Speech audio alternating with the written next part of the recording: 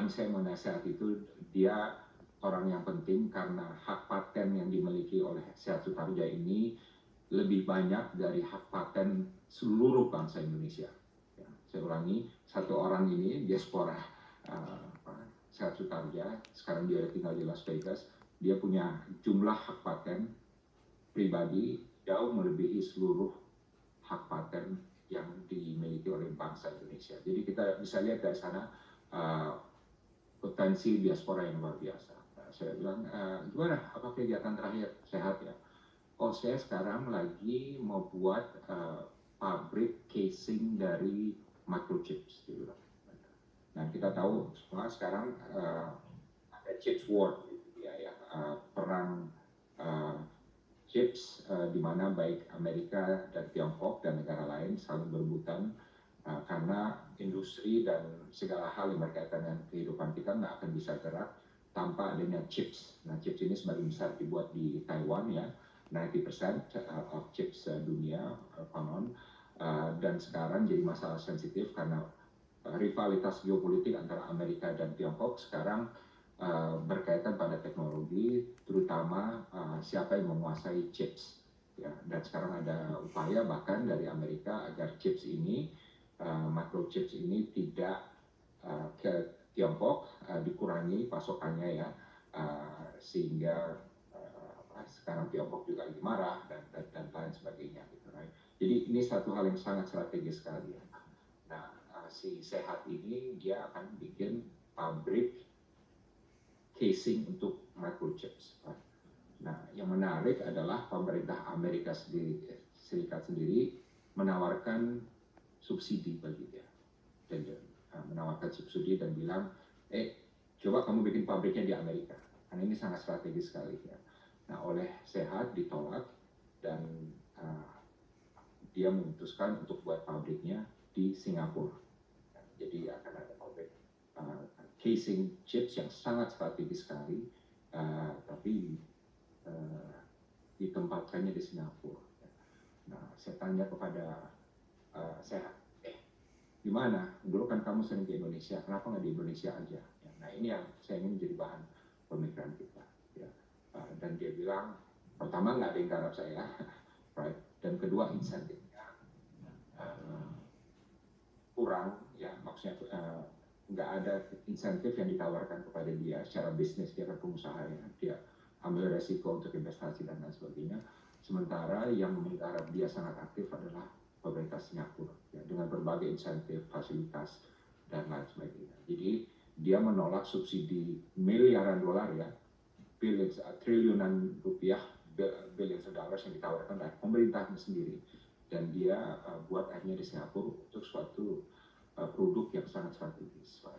Nah, jadi ini bahan pemikiran kita karena kami dari diaspora, terutama ADN diaspora global, dari dulu menyatakan kepada pemerintah yang paling penting bagi diaspora itu adalah kelembagaannya, ya, institusionalnya ya. Semangat kita udah ada sejak 2012, sudah timbul semangat dan identitas diaspora Indonesia yang sebelumnya tidak ada. Kalau orang bilang diaspora Indonesia apa sebelum 2012, orang akan bingung karena istilah itu nggak ada. Tapi setelah itu sudah ada semangat dan identitas ya. Platform juga ada banyak organisasi masyarakatan yang berkaitan dengan diaspora. Ada Pak Mores, ada kelompok Jawa ya, ada gereja banyak juga, ada imam yang berkaitan dengan religi dan lain sebagainya. Dan juga termasuk ADN global dan kelompok pengusaha global, pengusaha diaspora global dan lain sebagainya. Nah, tapi dari pemerintah sendiri yang masih belum dan kita tunggu adalah pembentukan Badan Diaspora Nasional Indonesia, yaitu suatu badan yang secara sistematis bisa menggarap segala potensi atau peluang yang ada di diaspora Indonesia sehingga orang-orang seperti Sehat ini bisa digarap secara sistematis dan terencana, dan kalau dia butuh insentif juga dapat dipikirkan apakah itu bisa diberikan kepada mereka ya. Tapi kalau tidak ada badan nasional ini, saya khawatir upaya kita akan otodidak ya, ad hoc ya, dan tidak sistematis. Jadi mudah-mudahan ini suatu ide yang walaupun sudah bertahun-tahun digaungkan dapat suatu hari terlaksana dan direalisir. Satu ya, mengenai aspek kelembagaannya. Kedua, saya ingin mengusulkan, dulu itu Pak Sandi pernah mengusulkan pembentukan diaspora kreatif, 1000 diaspora kreatif. Jadi 1000 ya, ada angkanya yang jelas, diaspora, ada identitas ya, dan kreatif, sektor yang jelas. Saya ingin mengusulkan, mumpung Pak Sandi timnya masih di sini dan apalagi ada Ibu Made yang sangat energetik, bisa nggak ide 1000 diaspora kreatif ini kita realisasikan sebelum akhir tahun ya, mumpung Pak Sandi masih di Kemenparekraf ya, kan maksud saya kan kita banyak KBRI dan KJRI yang join di sini ya. Paling tidak mungkin ada 75 atau 100 titik-titik diaspora ya, di Singapura, Hong Kong, di Taiwan, di Beijing, Shanghai, Los Angeles, San Francisco, New York, Canberra, Melbourne, Sydney, dan lain sebagainya. Itu ada jumlahnya, ada mungkin 75 sampai 100. Nah, di sana dari setiap titik itu, baik KJRI, KBRI, dan IDM setempat, itu bekerja sama mengidentifikasi siapa diaspora kreatif di tempat masing-masing. Apakah itu mengenai budaya, apakah mengenai teknologi, apakah mengenai creative economy, apakah dia punya restoran ya, kuliner dan lain sebagainya ya. Jadi diidentifikasi sektor-sektor kreatif ini dan kita kumpulkan diaspora yang aktif di sektor-sektor ini dan kemudian dimasukkan dalam satu database dan dibentuk suatu komunitas 1000 diaspora kreatif. Ini diumumkan oleh Pak Sandi 2 tahun lalu waktu Kongres Diaspora IDN Global ya. Dan menurut saya perlu kita finalkan segera ya, mumpung Pak Sandi masih berada di Parekraf. Dan saya yakin orang Indonesia itu gampang kok ini ya teorinya. Kalau kita bentuk wadah dan mereka kita pertemukan, itu akan ada setrum di mana-mana tuh. Ya, akan ada setrum kreativitas dan produktivitas yang otomatis akan timbul gitu ya. Tapi kita perlu sekarang hanya memberikan wadah, identify who the diaspora kreatif di berbagai negara, dan kita kumpulkan dan kita koneksikan dan kita sinergikan dengan potensi kreativitas di tanah air. Jadi itu yang kedua, saya usulkan mungkin akhir tahun ini sudah bisa rampung. Kalau kita semua janji, misalnya dari Hong Kong, kita akan kasih 50 nama diaspora kreatif dari KJRI Hong Kong, right? Oh, Siti juga bilang, saya ada tuh yang punya ini dan itu dan sebagainya. Kita akan kasih 100 nama dan lain sebagainya. 1000 akan terkumpul dalam waktu tidak terlalu lama. Tapi kita harus sistematis dan fokus melakukannya. Dan terakhir itu adalah, ini kan sekarang ada pertemuan ASEAN di Labuan Bajo dan juga ada Timor untuk pertama kalinya ya akan join ASEAN. Tadi Perdana Menterinya sudah datang ya. Dan saya teringat waktu saya lihat dia, sanggar budaya atau pusat budaya Indonesia yang paling besar itu di Dili. Ya, saya ingat itu didirikan mengapa? Karena tali historis, tali budaya antara Indonesia dan Timor Leste itu kuat sekali sehingga dibentuk suatu pusat budaya dan menjadi suatu pusat budaya yang sangat populer bagi diaspora Indonesia di sana, tapi juga bagi orang rakyat dan pemerintah Timor Leste gitu. Nah kan ada prinsip ada rupa ada harga. Jadi kalau kita mau mempromosikan budaya Indonesia di luar negeri, kita perlu lebih banyak sanggar atau pusat budaya Indonesia di luar negeri, dan nggak apa-apa dibiayai oleh pemerintah. Ini kan suatu hal yang untuk honor dignity dan bangsa Indonesia ya. Jadi keluar duitnya juga nggak terlalu mahal, paling sewa satu hallway ya.